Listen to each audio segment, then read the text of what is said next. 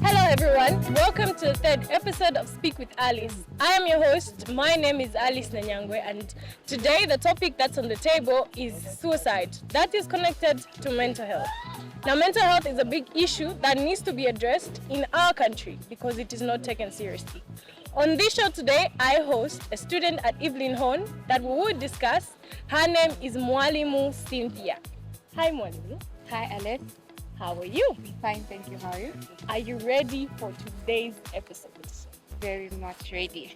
Okay, so the show for today is quite sensitive because there's a lot of suicide cases amongst us young people, and we really don't understand why there's a lot of those issues around that.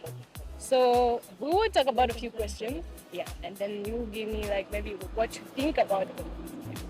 So the first question I have for you is, what is mental health to you personally? What does it mean? Mental health for me, what I can say is a state of being free from any stress or anxiety, or that can lead you to worry. Okay. So in that, I pick stress-free and nothing to worry about. Yeah, and being able to control your emotions. Yeah. It's one of those. So as young people, where do you feel we fail to control our mental health? I think in terms of peer pressure, because whereby when we see our friends doing so well, we always get that feeling, oh, I wish I want to do that, especially in school. Because I've observed that in school, whereby like you're seeing your friends are doing so well, but you don't even know where they're getting those finances from, but you're just admiring what they're doing, what they're dressing, what they're posting on their social media platforms. So that area, that's why we as youth are very lacking. That's the weakest point of us. When you say peer pressure from other students, let's talk about it in a space of gender. Do you think it's both genders, or it's just female, or it's just male alone? What I can say is both. Okay, mostly if we look at my school, from the way I see it, because a lot of suicide cases are from males. Because where a man will not pass, no, a man has died, he has killed himself. So I feel like men are more pressurized, not only just about their social life, but also even their private life. Like, for example, they're in a relationship.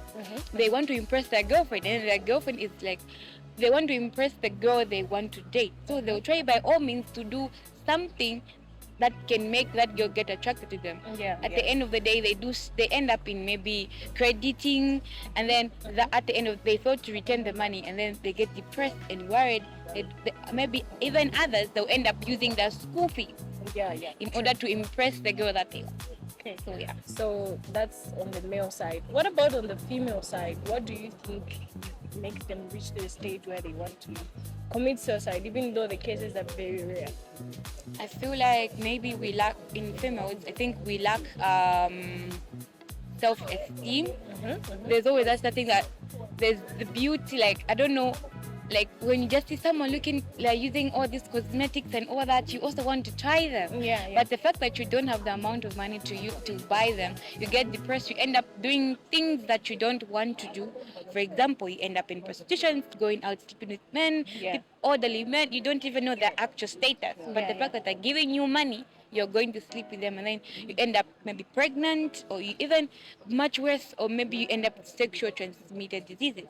Okay. So So, personally, I'll ask you a personal question. Have you ever experienced any mental distress, whether school or home or anywhere? I can say school. Yes. At times you get so overwhelmed with classes, with assignments, with lectures, and all that. Whereby like, if you're tired, you feel so fatigued. So but I like when I talk to my family, when I call them, this is what's going on. They also will give you that word of encouragement. Like, okay, you know what? I have a reason why I'm here. There's always that feeling. Okay, I always have that mind whereby if I get stressed or I get anxiety, I always tell my mind, say that no, there's a reason why I'm here. This is just a moment, it can pass. Like putting words of encouragement into you all the time. They say that no one else will encourage you if you don't Not encourage yourself. yourself, yeah. So I personally encourage myself that I am greater, I can overcome this no matter what comes my way. Okay. That's very interesting. That's another unique step that anybody can take that is going through any mental distress. So another question I have for you, I did a Vox Populi where I was asking people. You were one of them that I asked a few questions on why there's a lot of suicide cases amongst us young children. So there's a certain guy that I interviewed. His name is Charles, and he really emphasized on the part where he said young men are not really taken care of their mental health state. What do you think can be done in order for males to also understand that they can also voice out for them to be heard that they are going through mental issues to avoid suicide? So what I think, okay, it's not really easy to like pour out your emotions, especially as a man. Like I said earlier, to say that there's always that notion in society to say that a man is supposed to be strong at all time. He's not supposed to show his emotions, but I think we should draw closer to them. Let's befriend them.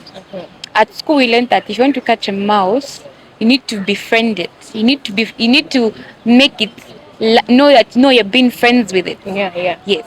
So like it's really important. Like you need to get to know them on a friendly level. Yeah. So that in at that when you become friends with them, it's very easier for you like to ask them what is going on in their life. And it's very easy for them to open up to you, knowing that oh, there's a friend that I trust that I can share with. Speak to, yeah. Yes, exactly. Okay, so let's talk about our community. How do you think our community is built? This time around, we're in the 21st century.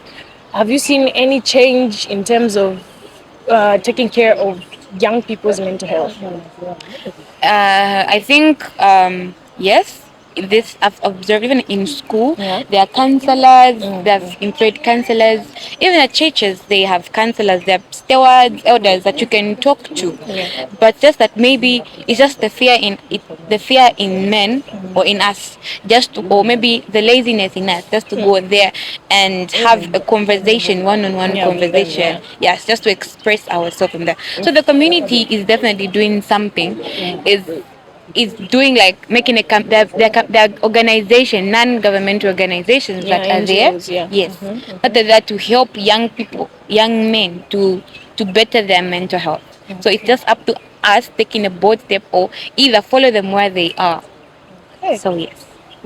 So as a young person, as a student, we go through pressure of assignments, fees and everything. Yeah. What advice can you give to us young students to say if you're going through this, you have to do this? What advice can you give them in order for them to avoid such situations? Because they're all hearing out there. What I would say is that the kind of circle that you surround yourself with is very important, especially Powerful. as a young girl who's in school, as a young boy who's in school. Secondly, ask the reason why. You should ask yourself, why am I here? Am I here to play around? Am I here to have fun or what? Yes, you can go out and chill, but is the circle encouraging me or destroying me? There's this South African as motivator, I don't know if his name is Busi. Yes. Yeah. He said you need to be in an environment where wealth or what you're doing is allowed, is appreciated, is not judged.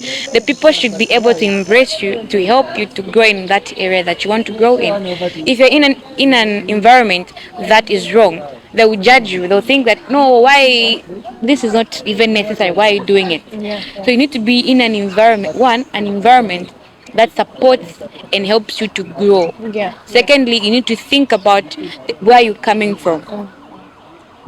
What have you left behind? Who's waiting for that thing?